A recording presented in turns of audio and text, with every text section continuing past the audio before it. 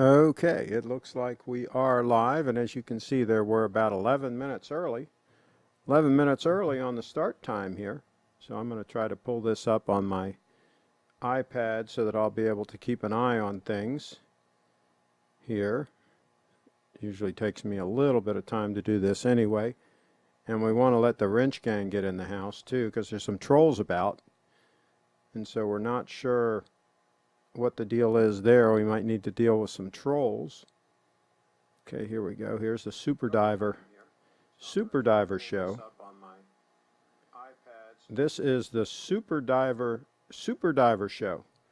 So we're sitting at 35,000 subscribers. And let's see here. We're going to get a few things ready to go here for the show and give a little bit of time. We're, like I say, we are early, a little bit of a pregame show. And NorCal Luxury is in the house with a bunch of icons going on. And good afternoon, absolutely. Are you in Northern California? Is that where you are? Is that what that stands for? Maybe up around San Francisco? And I'll tell you, the reason I want to talk about this diver today a little bit, we'll talk about some other things for sure, but I've been wearing this all the time lately because in the hot weather, this thing really is stellar. I mean, the only real downside to this watch is it is 14 mils thick, and even though it sits on the wrist nice, it does not slip under my tight shirt cuffs. And in the summertime, when I'm either wearing a polo shirt or something like this, or I'm wearing my other shirts with the sleeves rolled up, this works out great in the summertime. And the titanium makes it super, super comfortable on wrist, the titanium. I just got a message. Let me just check and see how urgent this is. Let's see. He wants to call in. I'm going to say, I'm live.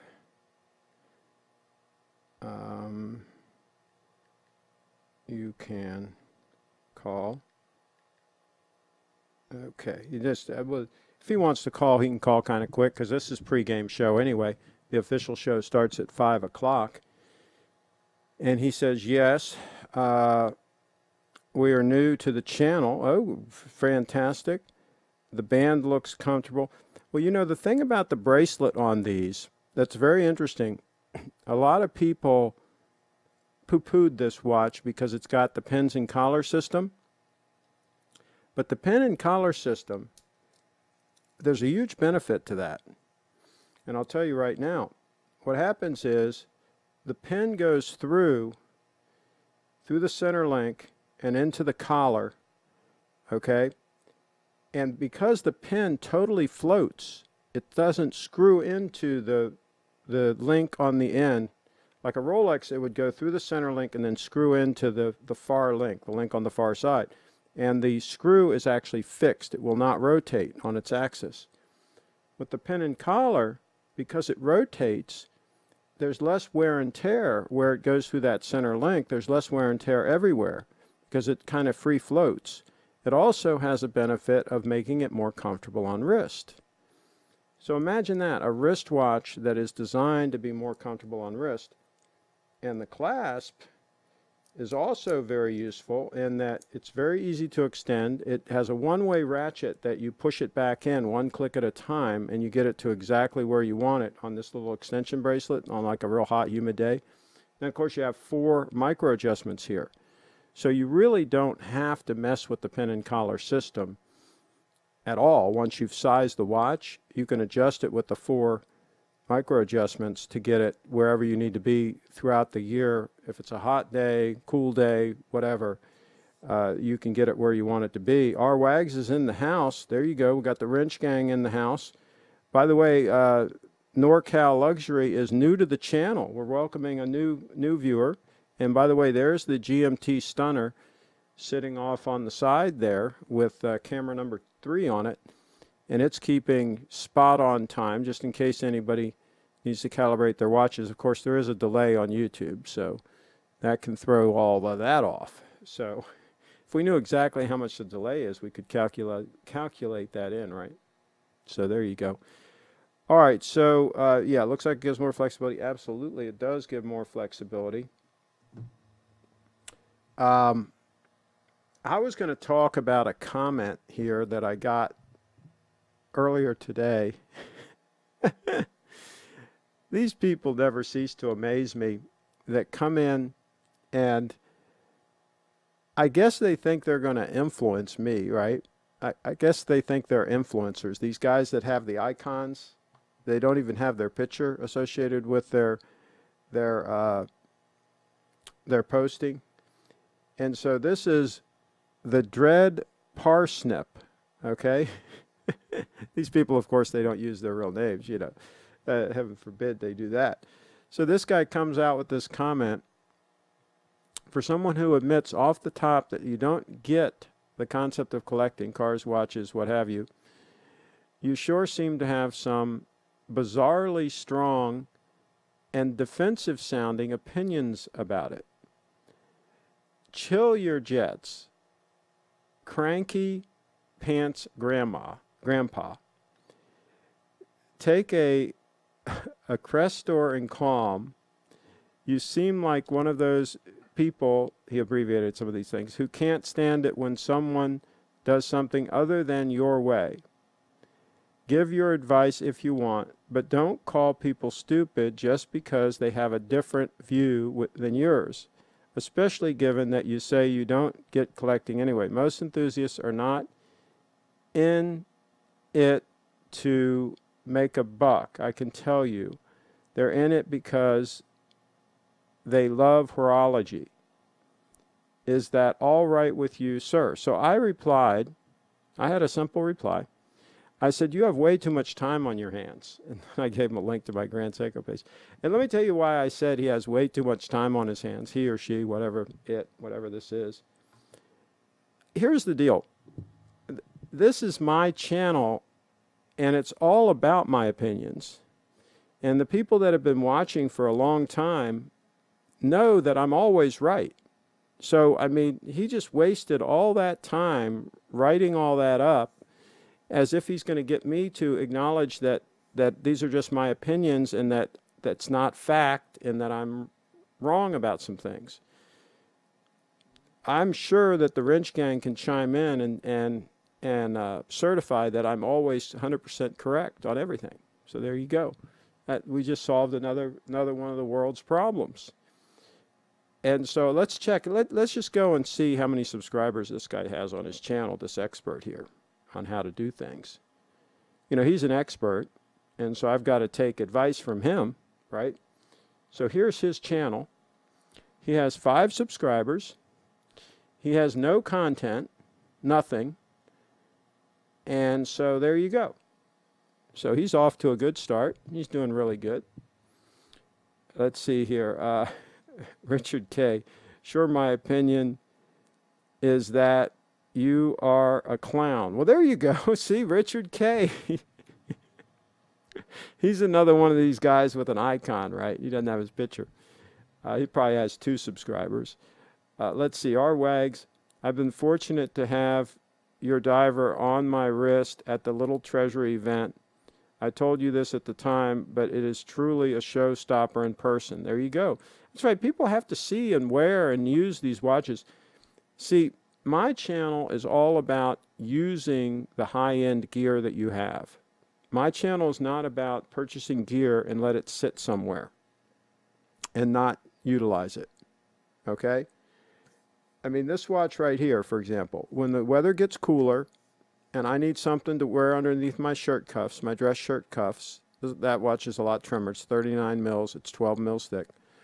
I'll make use of that watch. I'm not making use of it right now. This time of the year, I can tell you right now, it hasn't been on my wrist for a week because I don't need to. I mean, this one's doing the job. Doing the job in the hot weather, folks. The hot weather watch.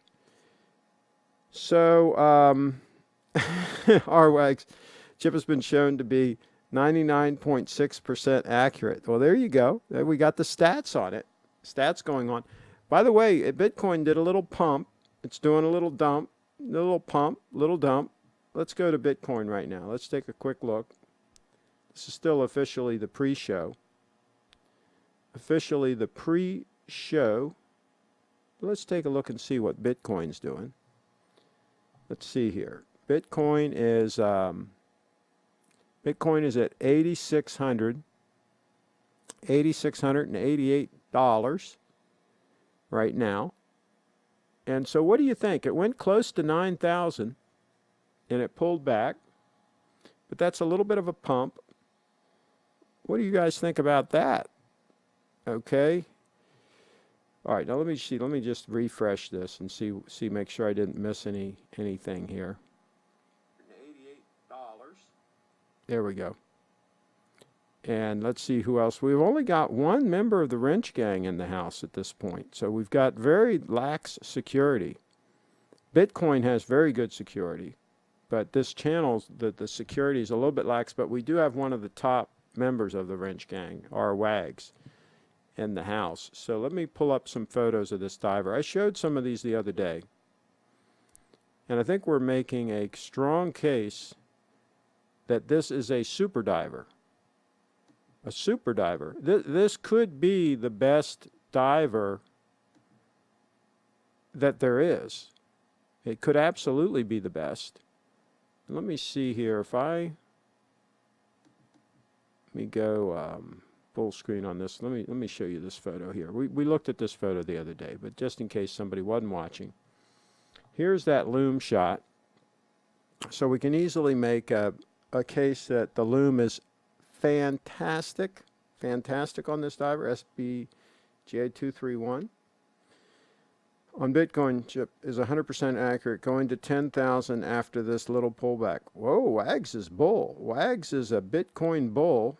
He thinks we're going to the moon, folks. Well, I'm not going to sell anytime soon. So it can go wherever it wants to go, up, down, around, sideways. I'm still going to hold with a strong hand here. Let's see what else we got going on. Okay.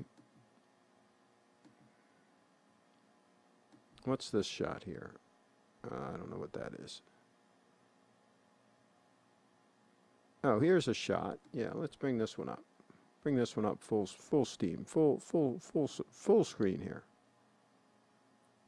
So we can look at a little bit of the detail there. I like the gold on the titanium version, the 231 version. That's a titanium version. This comes in stainless steel, the 229 model. I like the gold on the dial, that kind of accent there. And of course, the comfort on wrist is incredible. I think it's worth the extra money to go for the 231 model. David Williams is in the house. We got backup in the house. Absolutely. So, yeah, that's what we're talking about here. Is this the diver to get? Is this the super diver? Here's another loom shot. Let's see what that one's like. Oh, that one's got the reflections. Yeah, let's pull that one up. Let's pull this one up. I kind of like this one. So yeah, I kind of like the way the color of the loom was reflecting off the sides there.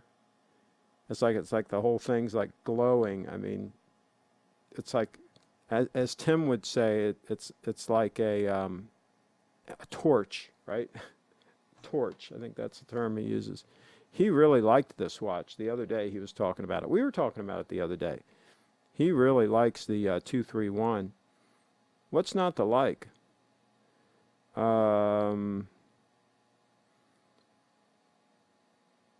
Yeah, let's see here. NorCal, it's not Cal, it's not Cal, it's NorCal Luxury, N-O-R, NorCal Luxury. Yeah, he's got the crown going on. Absolutely, he's got the crown going on. I don't blame him for that. I wonder what Rolex I wonder what he's got on wrist. Let's do a wrist check, folks. Let us know what you've got on wrist. Because that's what matters, is what's on wrist. It doesn't matter what you've got in the safety deposit box. What matters is what you're wearing. And speaking of wearing these watches, I showed this photo the other day. We'll take another look. Okay. Well, there you go.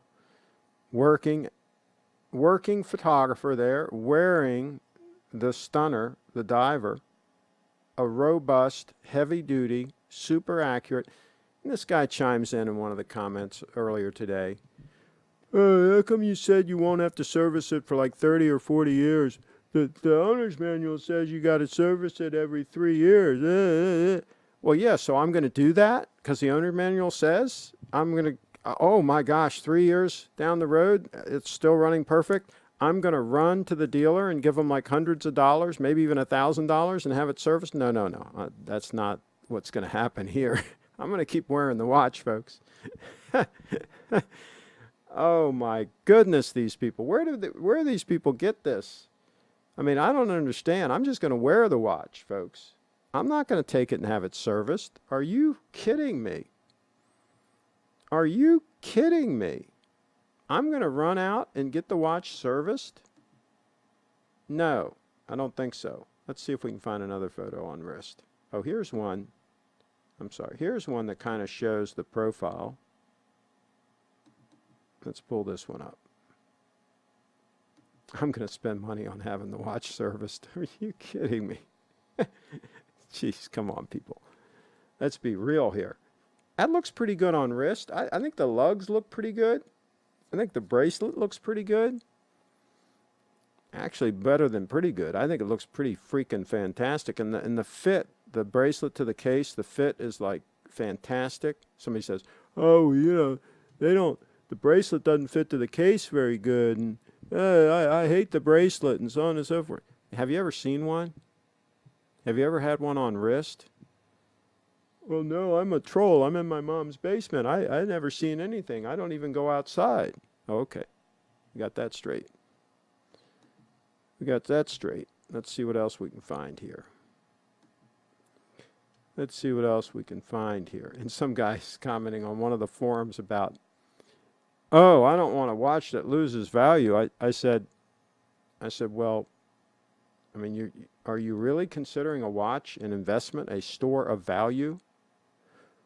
Oh, no, I'm not considering it a store of value. Well, then why are you worried about the value? Why are you worried about how it holds value or not? Sounds like you're thinking about the watch as a store of value to me. No, I think of these watches as a tool. This is something I buy to wear, folks. I buy to wear it and use it. I certainly do not look at it as an investment. I'm going to wear that puppy and enjoy it. I don't recommend anybody spending more than 1 week's wages on a watch anyway. Because if you do, you're spending more money on a watch than you really should. Some people are spending 2-3 months worth of wages on a watch. Some people maybe 6 months wages on a watch. I mean, that is absolutely positively out of kilter, folks. We got an investment advisor in here, our Wags. What do you think about somebody spending 2, 3, 6 months wages or earnings? I'll say earnings. It doesn't have to be wages. It could be from investments or whatever. Earnings.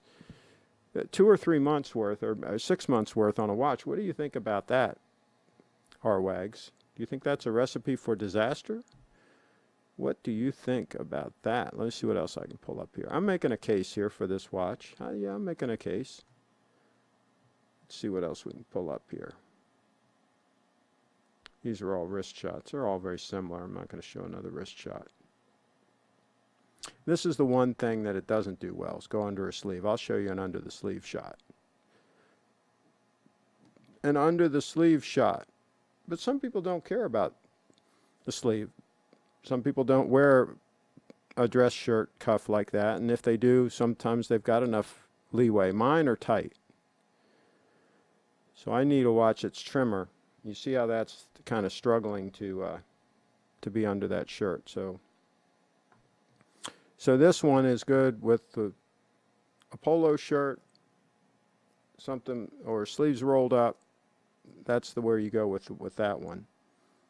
All right, so let me see what else we got going on here, and then we'll check the comments one more time here.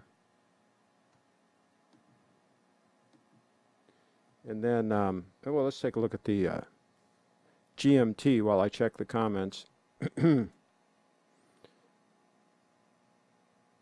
Let's see. Okay, he's got a Submariner date 2012 RN. What does RN mean, folks? I'm a little bit slow on the uptake. Now, 2012, is that pre-ceramic Submariner date? When did they go over to ceramic? Somebody let me know in the chat if that's a pre-ceramic Submariner date. CraigShipp.com is a great watch, though it is a bit large for some of us. Need to keep it under 42. Well, see, that's where this GMT stunner comes in. It's 39 mils. So there you go. If you want something more trim, that's a good way to go there. And I agree. You probably need a wrist of about 7 1/4 inches to really wear this watch. Mine is about between 7 1/4 and 7 1/2, depending on how hot it is outside. And I think it goes okay on my wrist. Let me know what you guys think. Do you think it looks okay on my wrist? I don't think you'd want to wear this with a wrist any smaller. I'll put it that way. I think it's definitely for a wrist of 7.25 inches or bigger. Peter's in the house. Yeah, David did follow up with the 005, Another Matter. And it's a robust, heavy-duty watch. Yeah, Peter, Netherlands, in the house. I get the trend. Good for bulls right now. Well, don't you guys think there's going to be a big pullback at some point? I'm still looking for a 30 or 40% pullback. The other pullback we had the other day was only like 20%. I think we're going to get a big pullback at some point here. Jeff Klein in the house. If people did everything the owner's manual say, a car would last 100 years. Look at Navy ships, 75 years old, but a watch. Well, here's the thing. Here's the problem. Sometimes when you take anything in for service, this can apply to a car as well. Sometimes that technician can do more harm than good. So there's something that, I mean, the old, if it ain't broke, don't fix it type of thing. Now, I do take my Prius for servicing in the fall and servicing in the spring. I have fluids changed and different things done, but I take it to guys that I really know, and they take their time and they really do it right. And this is just servicing fluids, things like that. I haven't had any failures with the car. But I would not just turn it loose. I'd just not take it to the dealer and just turn it loose and say, hey, do what you think it needs. I mean, I think that's a recipe for disaster. And I wouldn't want anybody monkeying around with my watch, opening up my watch, unless there was a problem with it. No, I'm not going to go that. I'm not going to go that route. Let's see. Somebody says, I don't want to be rude, but you're stuck on the same subject as yesterday. Yeah, well, yeah, we are, because I got some feedback from some different people, and questioning my conclusions and so forth. So I just figured I'd expand on it. That's all. I just figured I'd expand on it a little bit. But we can talk about whatever you guys want to talk about. How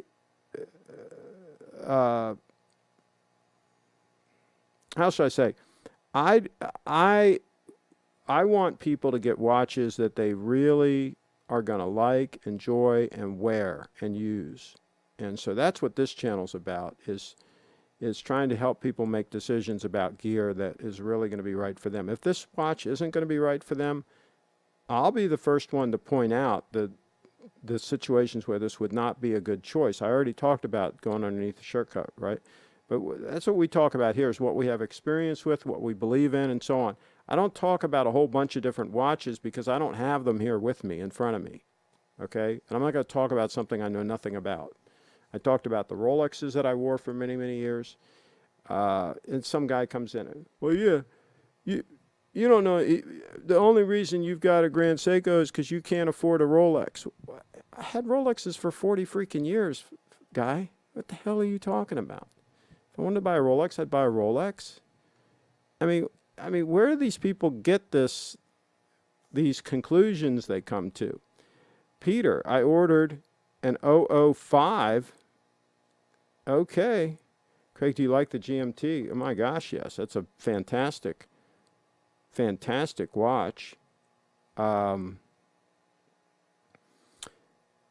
don't think spending 3 to 6 months on earnings on a watch would be a wise decision. R wags in the house. Put that money in a good mutual fund or index fund instead and watch it grow. Grow to the moon. Watch that money grow to the moon. Peter, when is your 005 going to come? You should Skype into the show and show it to us. Was thinking about buying a Datejust gold metal 36. I guess you mean steel and gold 36.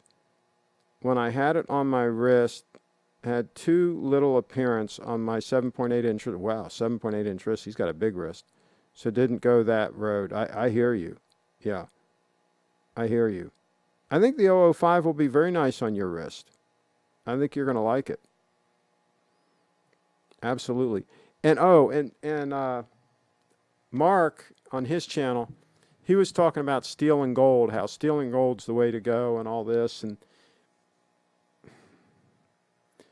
I'll put it this way. Back in the day, we rarely bought any steel and gold watches. Steel and gold watches were looked at as a compromise. They were looked at as somebody that wanted an all-gold watch, but they couldn't afford it, so they settled for the steel and gold. We generally bought a steel sport watch, like a GMT or a Sub, or I also bought a Datejust with an engine turned bezel. That was my first watch. Or we bought an all-gold watch. We didn't buy the steel and gold in between. It wasn't the way to go. I don't think it's the way to go now. I think if you're going to get a steel and gold, just step up a little bit and buy the all gold watch. There's some all gold ones that you can get for a decent deal these days, because some people think that steel is the new gold. Steel does no. A steel Rolex, there's nothing special about it. They're a dime a dozen. There's a whole bunch of them out there. There's nothing special about a steel Rolex. A gold Rolex, on the other hand, there's something special about that, folks. That's just the way it is. Because, oh, I don't like a gold watch, you know, it's too flashy, all of this. Okay, whatever you say. Let's see here. A lot of these channels talk about high dollar watches and do not even have a job, car, or house. Jeff Klein. Jeff Klein in the house. Holy moly. Calling it like he sees it. Calling it kind of like it is, I think, in some cases. That's funny. Jeff's funny. Hello, everybody. Watch your time. Okay, I'm not sure what that exactly means.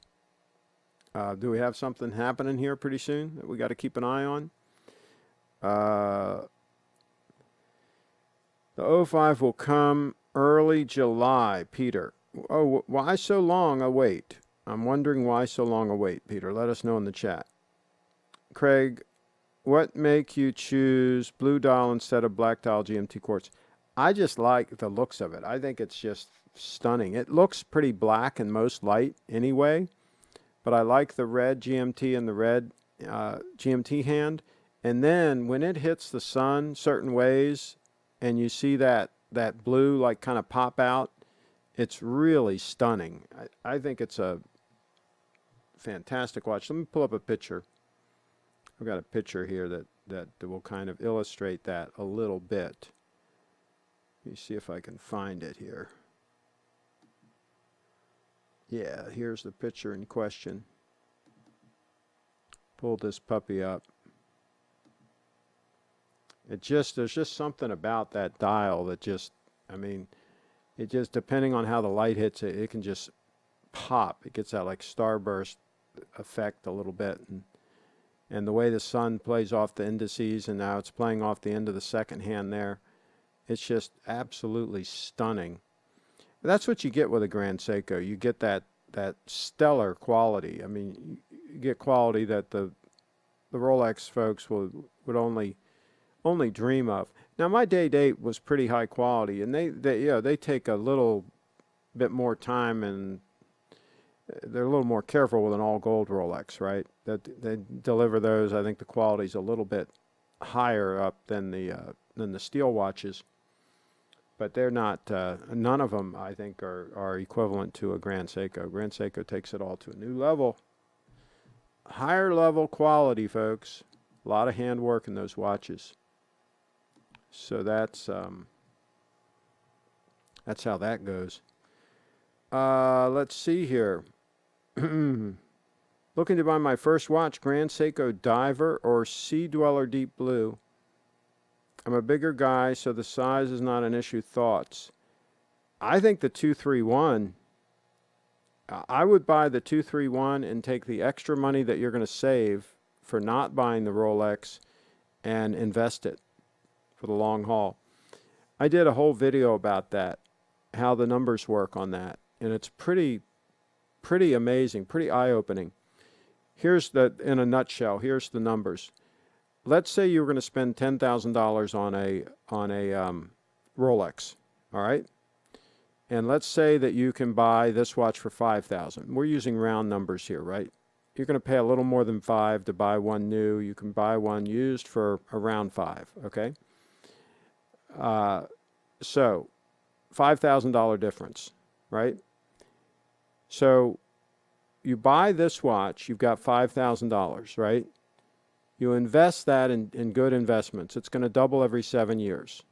So 7 years later, you've got $10,000, and you still have the Grand Seiko Diver. Are you with me so far? All right. Now, 7 years after that, you have $20,000. This is 14 years down the road. You have $20,000 invested, and you still have this watch, right? 7 years later, you've got $40,000 invested. Okay, now we're at 21 years. You've got $40,000, and you still have this watch. And it's still running great by then, by the way. So now, back up. If you bought the Rolex for $10,000, you have it on your wrist. 7 years later, you've still got the Rolex. And it's probably still going to be worth about $10,000 if you're lucky, right? It's not going to go up in value. You're going to be lucky if it's worth $10,000, right? 7 years after that, it's going to be worth $10,000, right? 7 years after that, it's going to be worth $10,000 if you're lucky. So you better really like that watch, because it's costing you like 30 grand, right? 35 grand, I guess, is the difference. 40 grand versus 5 grand. Something like that. Anyway, you can do the math. You can figure on that math. Let's see here. Blue dials in winter much nicer than the black dial. Thomas likes the blue dial. The shipment of GS is not scheduled earlier than first week of July. I don't know why that is. Okay. They are getting harder to get, but a dealer like Steve at Little Treasury, he has first grab on inventory, so he tends to have watches in inventory that other people might not have or be able to get. My Seiko 5 SNK43K1 has the same type of dial as the GMT. Cool. Super cool. Let's see. The quality of that GS Diver is way higher than a sub. It's way up there. It is way up there. Yes. And the comfort, I can tell you right now, the comfort on wrist is definitely up there. Because here's the thing. I guess they call it the super case, right? It's very slab-sided, very sharp-edged, right? This is very curved, and the way the lugs are shaped and everything is designed to be very comfortable on wrist. Like when you bend your wrist up and all, everything is nice and polished and soft and rounded, including the bracelet. The edges of the bracelet, everything is engineered to kind of just disappear and just be comfortable and functional on wrist. This is not a safe queen. This watch should not be in the safe. It should be on your wrist. Durr is in the house, and he says, hello, folks. Hi, Craig. My watchmaker recommends Grand Seiko instead of Rolex because, according to him, Grand Seiko is significantly better made. Well, there you go. Thank you for the advice. I think the Seiko is more off the radar as well. Yeah, I mean, and somebody else made the comment in one of the forums, well, you know, it's always going to be a Seiko. Nobody cares about a Seiko, right? And I responded, I said, listen, here's the drill, folks. If you're wearing a steel watch, I don't care if it's a Rolex. I don't care if it's a Grand Seiko. I really don't care what it is. If you're wearing a steel watch, it can be an offshore. It can be one of those real expensive, hideous, integral bracelet, you know, watches that everybody's paying way too much money for. It can be any of those. If it's all steel, nobody's going to give a rat's rear end about your watch. They're just going to say, okay, it looks like a decent watch. Okay, they move on. They don't care. Now, if you're wearing an 18 karat gold date 8, yellow gold date 8, that's got presence, folks. That speaks to them. I don't care if it's a 36 mil or a 40 mil. If you're wearing an all gold Submariner, 18 karat yellow gold, that's got a pop to it. That even people that don't know watches will know that's a big hunk of 18 karat gold and will be like impressed. Now, they might be negatively impressed, but they're going to be impressed one way or the other. But if you think you're going to go out and buy a steel Submariner and people are going to be impressed, most people out there aren't going to have a clue and aren't going to care. And if they are Rolex people, they're going to be like, oh, there's another sub. So nobody's really going to care. So you might as well buy the watch you want to wear, that you like, and that is going to get the job done for you, because they're not going to care anyway, right? Trust me, nobody cares that I'm wearing a high-end Grand Seiko diver. I mean, it's just not real life. Let's see here. I'm content with my SBGA231. I like GS dressier watches than divers, but that's my preference. Got a Rolex sub before I bought the 311, and so rounded out the collection better. Well, there you go. Let's see. Blue Shirt Buddha is driving in the house. Now then my, okay. The reason why it gets not earlier than July will probably have to do because Steve snatches them, I guess. You might have to call Steve and buy it from him. He'll ship to you. And, you know, sometimes that's the best way to go. Just have Steve ship it on over. Let's take a look at my GMT. Let's see how it's doing over there. Let's pull up the world time and check and see how this puppy is doing against the world time. Where is it? I had the world time here. Oh, here it is. Okay, let me refresh. I'm going to refresh before I cut to it because it loses time if I don't refresh the official government time. Okay, so let's do this. Let's say that one, this one, and let's do a side by side, and let's adjust this here a little bit. Okay. All right, so there we've got the time. And we're running, let's see here, 14:15. Looks like it's spot on. Now that's to the official time.gov. So it looks like we're pretty much spot on with the GMT. So there you go. I now use the GMT to check my time. That's my reference time now. It used to be the Apple Watch. I'd use the Apple Watch, but now I just go ahead and use the GMT. So that's how that works. And then people say, well, I don't care. I don't really care about accuracy. I don't buy a watch to be accurate. You know, I want to have a mechanical movement. You know, because I want it to have a soul. I want it to have. Okay, whatever you say. Whatever you say, folks. Whatever pops your clutch. I want the best. I'm wearing. I think what you could make a legitimate argument. I'm wearing the best diver. Non-precious metal. Now it is titanium. And by the way, this stuff, I also had a discussion in one of the forums about corrosion resistance of titanium. This grade of titanium is extremely corrosion resistant. Extremely corrosion resistant. I think you can make an argument that this is more corrosion resistant than 18 karat gold. So and definitely more abrasion resistant and so on, and different things.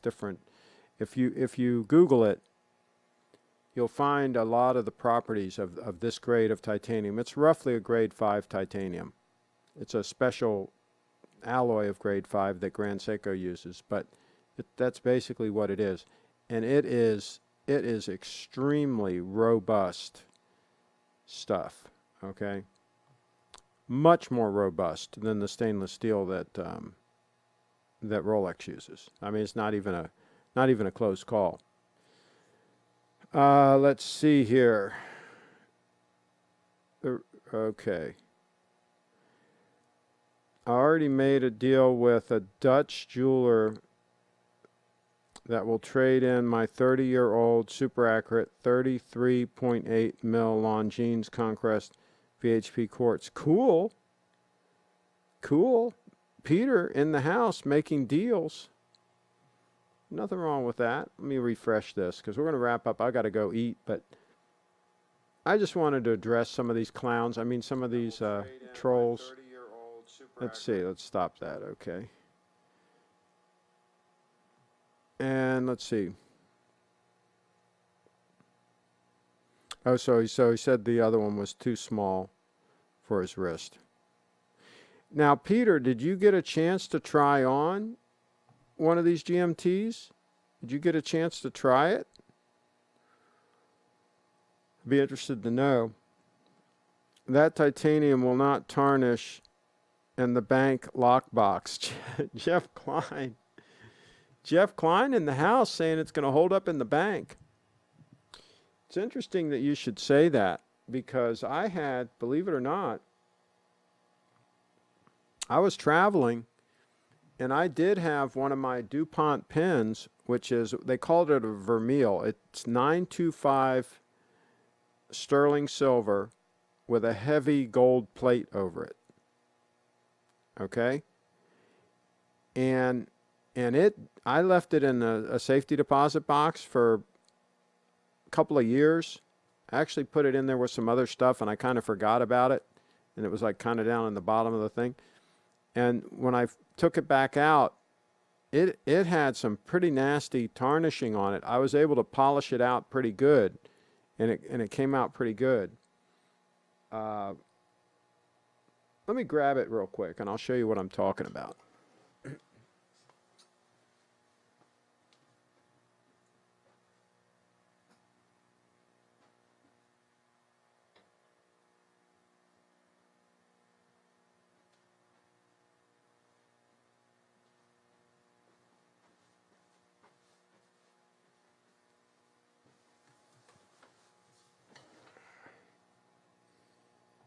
So here it is. It's a DuPont. It's very nice, very trim, very nice. I have another one that's thicker that I usually carry most of the time. But this one's very nice. This one I bought in about 1978. Bought it new. And yeah, it was really, had some really kind of nasty looking tarnishing on it. But it's pretty much all polished out. And it hasn't done it again since. I keep it in, I've got a case that's like velvet lined that I have some pins and different things in. And it seems to be okay. I don't know why, if there was some electrolysis going on or what was going on inside that safety deposit box, but it was really disappointing when I took it out of the safety deposit box. It was really, I was scared that it was ruined, right? But it actually looks pretty good now. It's a little bit tarnished on the end there. Let me see if I can get a close-up going here.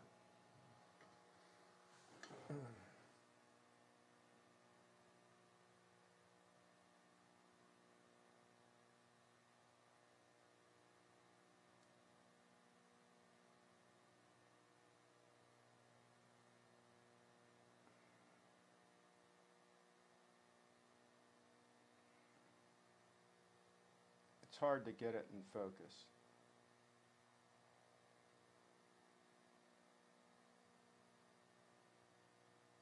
Well, anyway, sometime I'll put it underneath the macro, but anyway, it looks really nice, and it says it's got little stamp on the side there, and it says 925. Let me try to get it on the other camera and see if I can get a better shot of it. Give me a second here.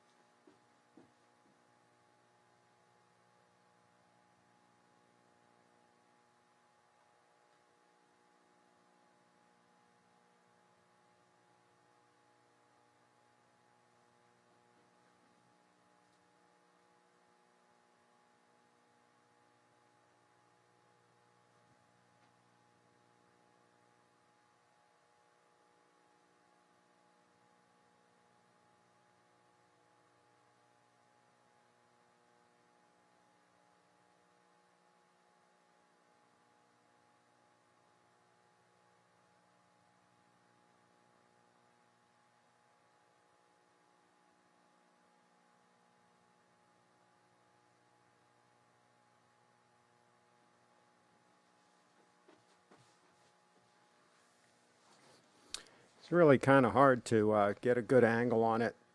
But yeah, there you can see in the bottom there where it says 925. So that's sterling underneath, and then it's got a heavy, like gold plate on it. I think they called it vermeil or something like that. And fortunately, it was heavy enough that I could polish it, and it came back really nicely. You can see the patina on it, all the little tiny dings on it and everything. I carried that pen for probably 20 years, you know, actively using it for 20 years. It matches a gold day date real nicely. It really does go nice with a gold day date. So there you go. Okay, so we got some comments in here. I'm supposed to the titanium one. Okay. Is Steve live and solo now? He might be. Steve said he was going to do a live show. If he is, you better go over there and see what he's doing. He might need some Wrench Gang support. He said he was going to do a show. He was trying to get everything together. So please, if he is over there, go over and check him out. I'm going to be finishing this one up pretty soon anyway. Let's see. No, I didn't try it on my wrist because I haven't seen it in the wild yet, but I guess the size will be okay. All right. Oh, I forgot to say the Longines runs +4 as in per year. Yeah, there you go. Yeah, I don't know what mine is going to end up being, but mine is very accurate, my GMT. So, okay, well, we're going to wrap this puppy up. Let me go and see real quick if Steve is actually live. The Stevester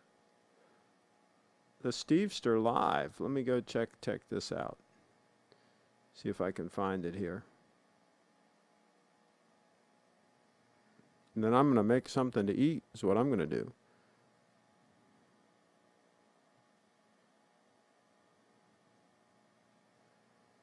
Yeah, it's a grade 5 is what Tim always says, but I think it's a grade 5 with some mods to it for Grand Seiko. I don't think it's straight up grade 5. Let's see. I forgot to say. Okay. Otherwise, you have grade 2 or cheaper. Yeah, the ones that look real grayish, they might be 1 or 2. Let's see here. Public. Yeah, he's public right now. Let's pull it up here real quick. Let's pull up his show, his live show. Let me see if I can copy this and. Oh, I got to get the link here.